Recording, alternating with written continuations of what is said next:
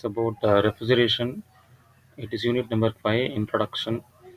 Refrigeration, we know in our understanding, it is the process of cooling. We have a refrigerator that's otherwise called fridge in our home. And parallelly, we also have air conditioner in our home too. We need to know what is the difference between this refrigeration and air conditioning before going to the refrigeration processes. So we'll see in this slide. In refrigeration, you can see that is the circulation system is designed to keep the cool air within the unit. So which means there is no separate place where this is going to cool. This cooler has to be incalculated. I mean, which has to be designed to be within a part of the refrigerator itself. And whereas in air conditioning, it's not like that. It is going to cool the open air or at open room. So it is out of the unit. And it encompasses the parts. I mean, the subsystems are all made as a single unit in refrigeration, whereas in air conditioning we see there are two units. One is outdoor, another one is indoor. The outdoor unit will be of evaporator, and the indoor is about the compressor and the condenser. The air is supplied to the in the refrigerator using the pipe, whereas here there is no such arrangement. Instead of that, inbuilt chemicals are there to absorb the heat and to produce the cooling effect. And fan is required in air conditioning. See, you can see here, whereas there is no such requirement. Here it is used to for food preservation, and it's only cooling, so it's only food preservation. Whereas here it's not only cooling, it requires humidity to be maintained as it is applicable to the comfort condition of the human being. So humidity has to be maintained. Then we'll see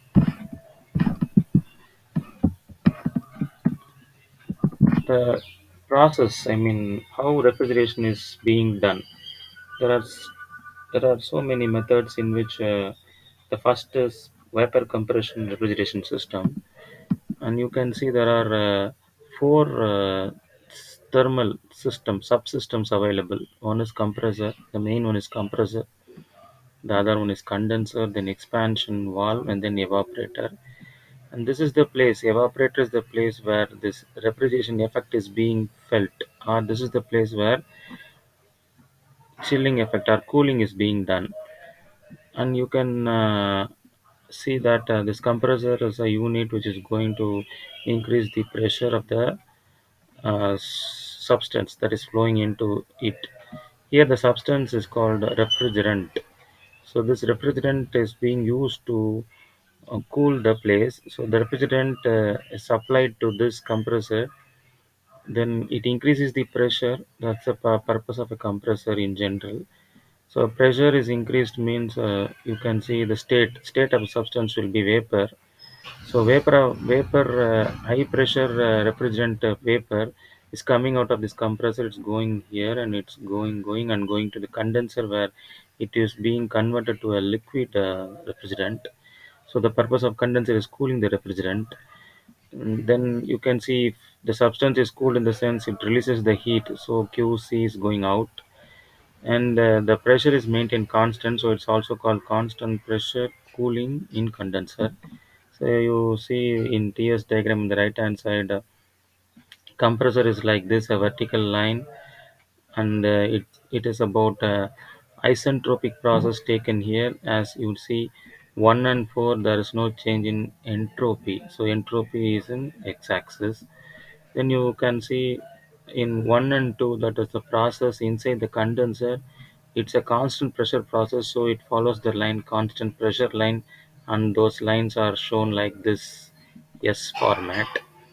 There is also a curve which is being shown as green color, and the left hand side of this green color is called saturated liquid line, and the right hand side of this green color curve is called saturated vapor line. In between that is called mixture of vapor and the liquid, that is water particle mixed with vapor particle. That is the state between these green lines. And when condenser do is its work, it converts the vapor refrigerant completely to a liquid state, so it touches this green line, that is liquid refrigerant available in state number 2.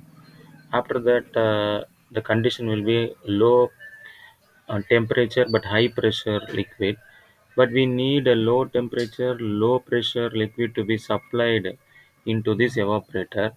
So we are now using an expansion valve here that is going to reduce the pressure alone, and that is also called throttling. So in thermodynamics, the throttling is a process where pressure is getting reduced with no change in enthalpy, which means there is no addition or deletion of heat here. So high pressure is reduced to low pressure. So the system works between two pressure limit. From the diagram itself, you can understand one pressure is high pressure, or it's also called condenser pressure. The other one is called low pressure, or it's also called evaporator pressure. So after this pressure is getting reduced, then you have a liquid refrigerant which has one low temperature, low pressure, and goes into this evaporator and do its work. That work is called cooling the unit of called evaporator. So it evaporator means this refrigerant, which is said to be liquid entering in this evaporator, absorbs the heat surrounding this evaporator and converts to its vapor form. So liquid is now converted to vapor. This vapor is now being again fed to the compressor for increasing the pressure, and the cycle continues. So this is again shown here as 3 to 4 as heater, which means the refrigerant is getting heated, whereas it removes the heat from the space. So that is the refrigeration effect here. So that is shown in a TS diagram. And this is another view of vapor compression refrigeration system. You can understand what I am explaining now about the state of the refrigerant that is moving inside this system. So refrigerant is a material that is used for doing refrigeration. So again, it's for your understanding. So here you can see compressor where pressure gauge is fitted to check the pressure limit. So after compressor, the refrigerant will be high pressure, high temperature vapor. So note, this is vapor state. It goes to the condenser where constant pressure cooling is done, and it becomes high pressure, high temperature liquid here. Then it goes to expansion where only pressure is getting reduced, so low pressure. And then here are already low temperature, actually high pressure, it's not high temperature, low temperature. So low temperature low pressure liquid is going here. There is also certain amount of vapor, you cannot avoid that in actual applications. So it goes to the evaporator and sucks the heat, comes back to the compressor. So this is another view of vapor compression refrigeration system.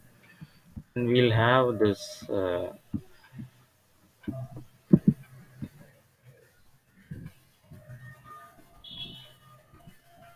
we'll see this video in the next session. So thank you for the time, students.